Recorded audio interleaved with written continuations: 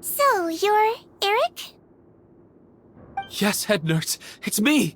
You do believe me, right? I need to do another examination on you. Same procedure as yesterday. All right. It's the cognition test first, right? So I need to concentrate. Now, try to recall if you can. The last time we did this test, which finger did I hold up? I believe it was your index finger. But that means... Huh? So basically, last night the Eric who said he saw another him suddenly recovered and applied to leave the observation ward. Seadwing did another test before letting him leave, but that time she held up her pinky finger. Huh? I don't know about any test last night. There was nothing to do in the observation ward, so I went straight to bed. Then I somehow woke up in a high-security cell. Well, in that case, there is a reasonable explanation for the strange events of the past 2 days. So, what exactly happened? The gang of serious offenders wanted to break out of prison, so they identified a group of scapegoats, namely inmates whose terms were almost up, and planned to switch appearances with them. Last night, when Odilon was on duty, they ambushed him and had one of their group switch appearances with him using their face-swapping method. That allowed them to avoid scrutiny from the other guards. Then, once all the other inmates were asleep, Odilon spent his night shift carrying out the remainder of their switcheroo plan. However, they made one mistake.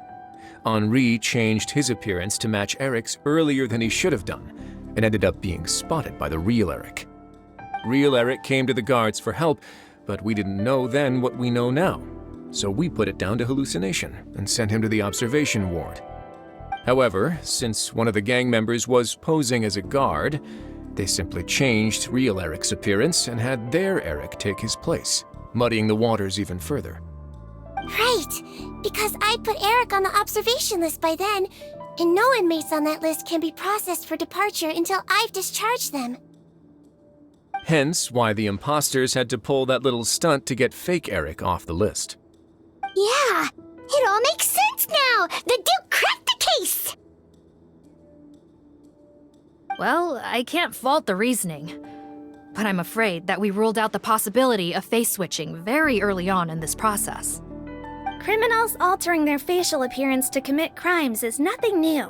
In fact, one of the explicit duties of the Malazines in the Marechaussee Phantom is to identify criminals in disguise. We carefully examined all the suspects, and there is no evidence that any means of disguise were used in this case. Huh. Well then, how do we explain all this?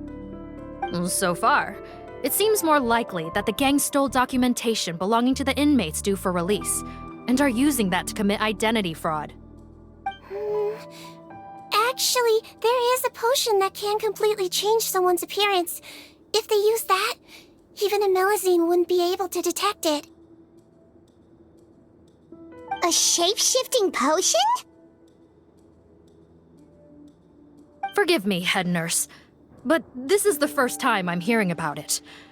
If such a potion truly existed, it would jeopardize our entire investigative process at the Marechaussee Phantom. Are you certain of this? Yes, I am. But please, trust me in my professional opinion as an experienced clinician. At the same time, without any solid evidence, it's pure speculation. If we can round up all the inmates suspected of switching places, then have a little talk with both sides, we might just get our answer. Yep, let's do that. okay. Well, it was our negligence that meant we had to come and conduct these post-internment interrogations. And I know it's put you out. We'll do it your way. Your Grace, bad news. I paused the releases like you asked, but we were too late. A bunch of people already got processed 2 hours ago. I checked the list, and sure enough, it's all the people who gave statements. 2 hours ago? That's before today's interrogations began. They had this all planned out. So there really was a switch after all. They really pulled the wool over our eyes on this one. We should be able to catch up with them if we leave now, right? Not if that potion is real. They can just switch faces again after leaving the fortress. And if the Marechaussées Melusines can't even spot them, we wouldn't know where to start searching. Yikes! So we're at a complete dead end!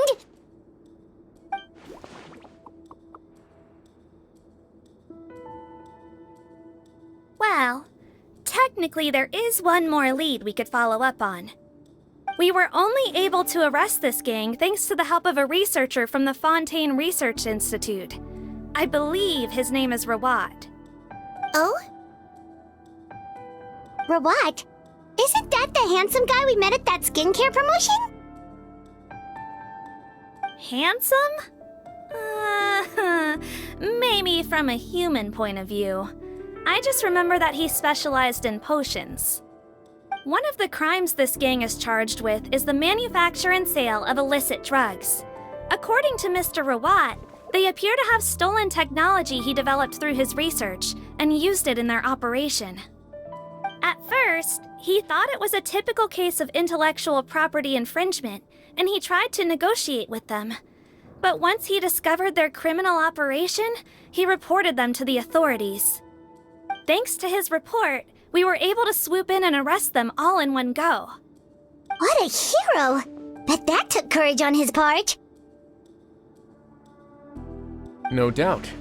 This is worth following up on. As the one who snitched on them, it's highly likely that Rawat will be targeted by the escapees. That aside, since he's negotiated with them in person before, there's a chance he'll have some additional information for us. Understood, Your Grace. My team and I will head to the Fontaine Research Institute right away. In the meantime, please keep an eye on the face switch victims for us. Of course. Miss Morgane, I'd like to come along and help you catch these criminals. Huh? Why's that? Well, I'm the one who discharged the fake Eric last night, so I feel partly responsible. Don't say that, head nurse. Your focus was on the inmates' health, and rightly so. We can't ask you to help with arresting criminals. That's our duty. I also have a more personal reason. Potton is a patient of mine, and if I don't get a new batch of medicine to him in time, his condition will get much worse. Look, head nurse, I completely understand where you're coming from. But arresting criminals is dangerous business. And if anything happened to you, none of us can afford to take on that responsibility. Don't worry, I can defend myself just fine. You say that, but still.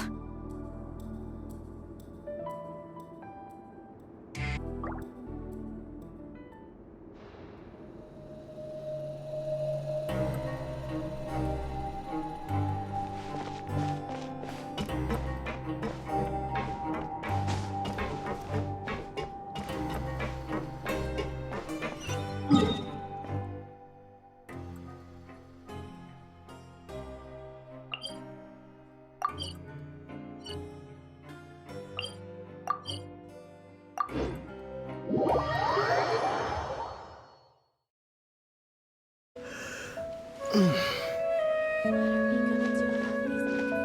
do I even start with all the accounting?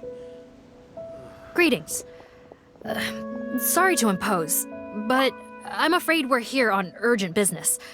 And we're gonna need you to cooperate. The Marechaussee Phantom.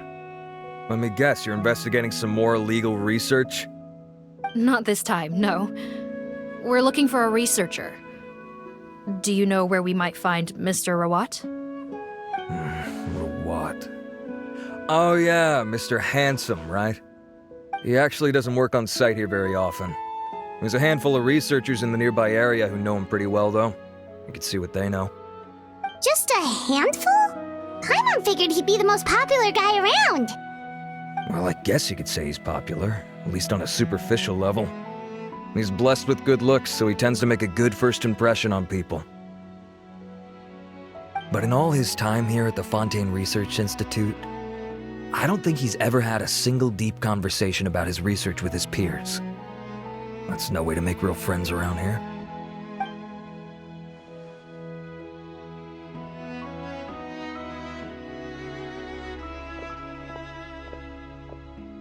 That's so weird. He definitely didn't come across like a recluse at that product promotion. Oh, I don't find that weird at all. He definitely didn't strike me as the kind of guy who's, good at making friends. Really? Paimon couldn't tell. Must be a Melusine perception thing. Okay, we should talk with his acquaintances. But we also need to check the Research Institute for any clues. Let's split up. It'll save us some time. Sure thing. We'll go ask around among the other researchers with Siegweed. Paimon's suddenly kind of curious to know what everyone really thinks of him.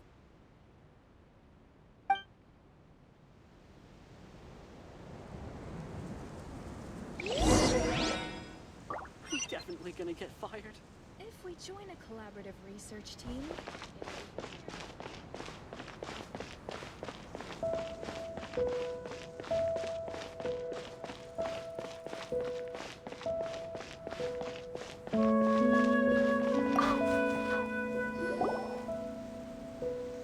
Excuse us, are you Audrey?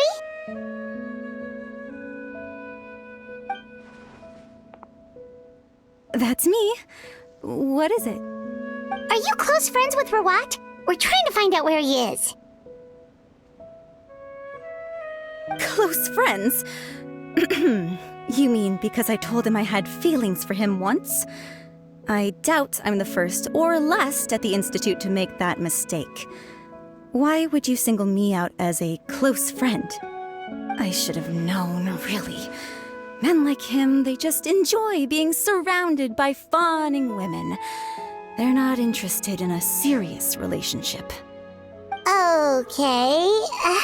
We were just kind of wondering if you might know where we can find him. Why would I know where he's at? I barely know him, and he probably doesn't even remember me. Ugh, this is getting annoying. Shall we go ask someone else?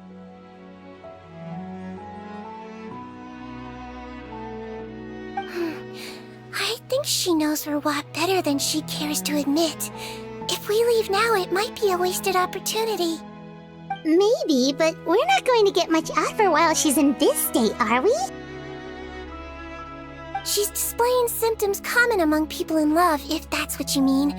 But I know a cure. It's curable? Oh, we're still no closer to finding Mr. Rawat. Oh, by this point, he could be in grave danger. Danger? Wait, why are you looking for him again? Oh, that's right, yeah! The Marechaussee Phantom said that he's been targeted by some pretty bad people. We need to make sure he's safe. What? How has this happened? He seemed fine when I last saw him, and that was only a couple of days ago. Just happened to run into him, of course. Oh, I see. Well, do you have any thoughts on where he might be right now? Okay, but this is purely out of concern for his safety. If he's not at the Institute, he might be at his mother's place. I heard she raised him alone, that they had it pretty tough financially, and these days she's housebound due to illness. He makes regular trips back home to check on her. Oh, okay. Do you know the address? Nope, sorry. I only found out the thing about his mother because it came up in conversation once. I was just trying to find out more about him, so I could get to know him better. When I told him I had a crush on him, I offered to help him take care of his mother. And yeah, maybe that was a stupid idea, but did he really have to yell at me for it? It's like, fine, I can take no for an answer, but what's with the temper tantrum? Unbelievable. These guys only want to show you their charming, well-groomed exterior. They can't stand it when a few home truths shine through. Looks like her love syndrome is flaring up again. We need to find out Mr. Rawat's mother's address. Let's check with the Marechaussee officers when we regroup. Cool, sounds like a plan.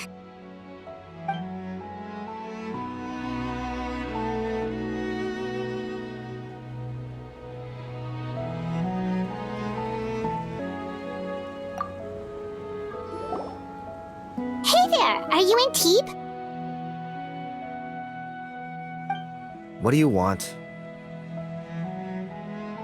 We're here to ask about Rawat. Any idea where he might be? We were told you were pretty close with him. Close? Not sure that's the word I'd use. He wouldn't even let me use his patent. Huh? It's been a good few days since I last saw him. I don't know where he's at. Go ask someone else. Would the patent in question happen to be related to the new skincare product he developed? Yeah, kinda. Butterfly Dew, or whatever he calls it. I heard he made a tidy sum off of that one. Okay, now we're getting somewhere. Keep going. Most of the other researchers here focus on mechanics, energy, stuff like that. I get why he wouldn't be interested in having anything to do with them. But I'm studying coatings. There's a huge overlap in our areas of research. Why would he refuse to work with me? I bought his product once and noticed it contains a unique substance that might have applications in coatings too. If it worked out, I could probably make as much as he's making. Don't get me wrong, I had no intention of plagiarizing his work. I was hoping to get official permission to use his findings in my own research. Followed the proper procedure. It was all above board. I would have had to pay him a license fee and everything. But despite that, he turned me down not once, not twice, but 3 times. It's like he's vehemently opposed to the idea of anyone else making the kind of money he does. Huh, so is Rawat antisocial, or is this guy just jealous? Well, it doesn't look like we're gonna get any info about Rawat's whereabouts from him. Let's go!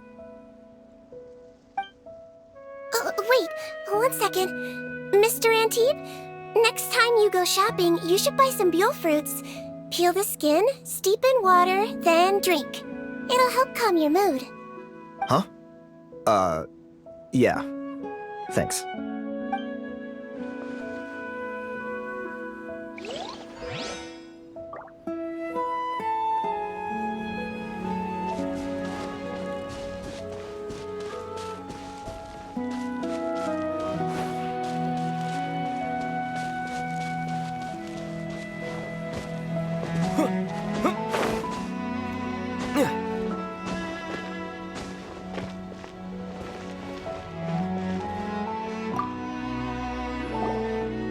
Sorry to bother you, sir, but are you Bertram? Who's asking?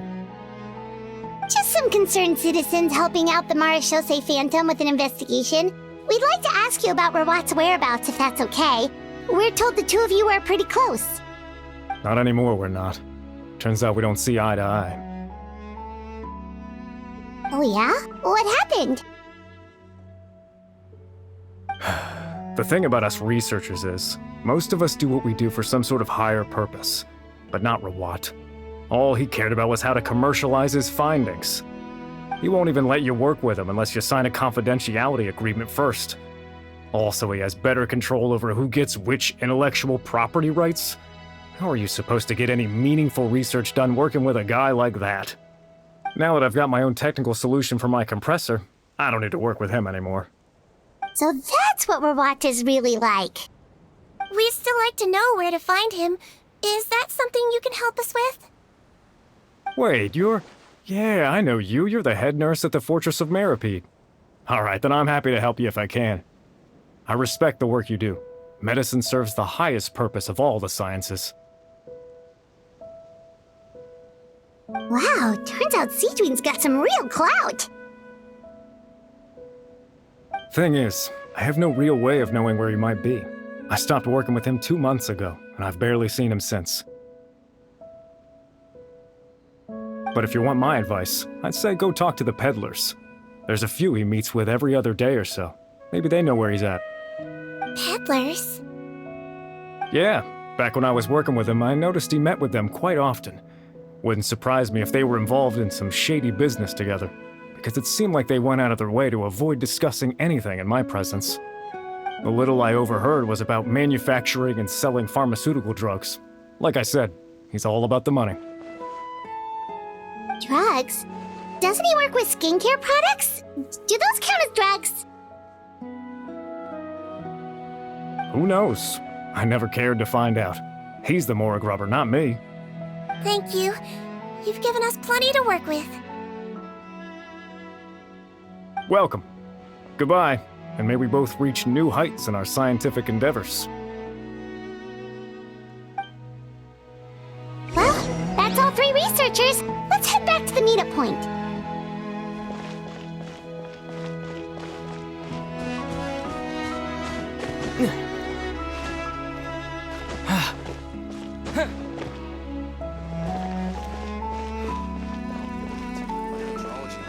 What should the next Fanta flavor be?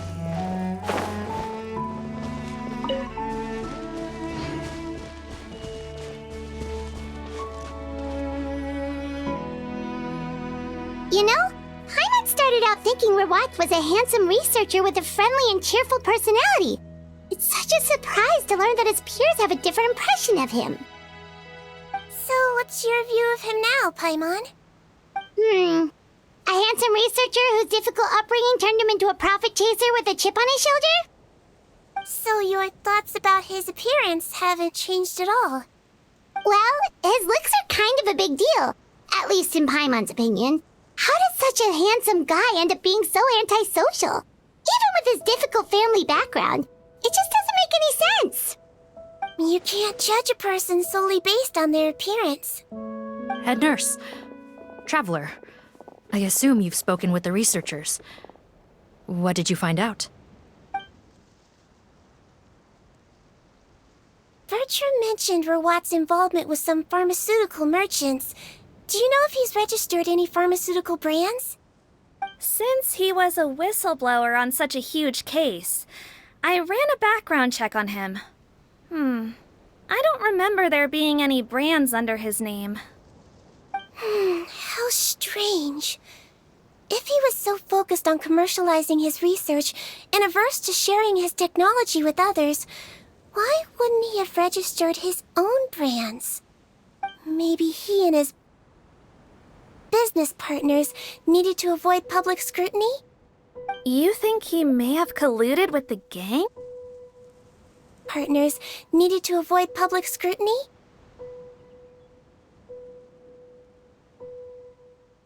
You think he may have colluded with the gang? Well, the crime was manufacture and sale of drugs, and that would certainly be in his wheelhouse. We can't rule it out. Isn't that pretty unlikely, though? He was the one who blew the whistle on them! Most children who come to me with tooth decay have suffered pain for a long time already, but they'll still try to hide the fact that they eat too many sweets. Grown-ups and children aren't so different in that regard. If you say so. I saw him when he came to make his report, and I certainly didn't get the feeling that he was the type to collude with criminals. Perhaps it's more likely that they were coercing him. You mentioned that he comes from a poor family. So, it's possible that the criminals approached him asking for academic support, luring him in with the promise of riches. By the time he discovered who they really were, he was in too deep. They had leverage on him, so he was forced to keep working for them. I've seen it happen many times before. That does make a lot of sense. It would definitely explain why he was so unwilling to cooperate with his fellow researchers. No wonder he's so unsociable. He must be on edge all the time with a gang of crooks breathing down his neck. In that case, the situation could be worse than we thought. If Rawat was working with the escaped inmates, they're sure to know more about his whereabouts than us. Oh, there's a good chance they'll get to him before we do. Based on the information we've gathered so far, he was last seen 2 days ago. If no one's seen him since, maybe we're too late. 2 days ago? So he went missing right after that product promotion. That was the same day he reported the criminals, too. Not a good sign. Don't worry, everyone. I believe we still have a chance. Since he disappeared right after blowing the whistle, it's likely that he's gone into hiding. Yeah, he must have been worried that they'd come for him. All the more reason to find him as soon as possible. The only lead we have at the moment is his mother's house, which you mentioned earlier. Seath, think you can find the place? Yep. When you register a brand, the Court of Fontaine requires you to provide a legal address. The one Rawat wrote down was in the outskirts of the city. That should be the place. Okay, then there's no time to lose. Let's move.